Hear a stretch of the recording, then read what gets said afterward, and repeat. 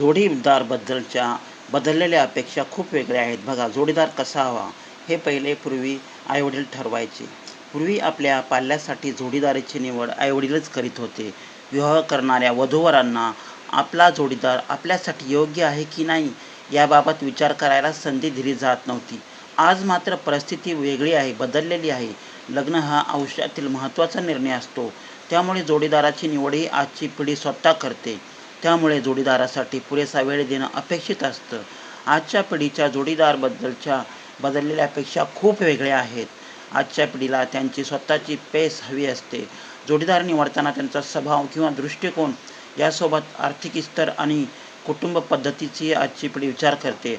आज मुलीसुद्धा शिक्षित आणि कमवत्या झाल्याने त्याच्या जोडीदाराबद्दलच्या असलेल्या अपेक्षासुद्धा बदललेल्या आहेत.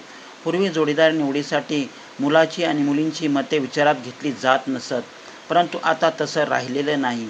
मुलं आणि मुली लग्नाआधी एकमेकांना भेटून एकमेकांचे विचार जुळतात का ते बघतात. आयुष्यभर सोबत राहण्यासाठी एकमेकांसाठी योग्य आहेत का ते बघतात आणि मगच लग्नाला होकार देतात.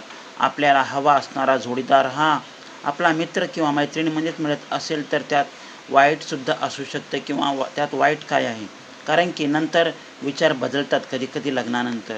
एका अर्थाने लग्नाच्या बाबतीत आजची तरुण पिढी स्वावलंबी झाली आहे असे म्हणता येईल, परंतु हे तथ्य नाही. कारण की लग्न होऊनसुद्धा बऱ्याच जणांचे घटस्फोट झाले आहेत.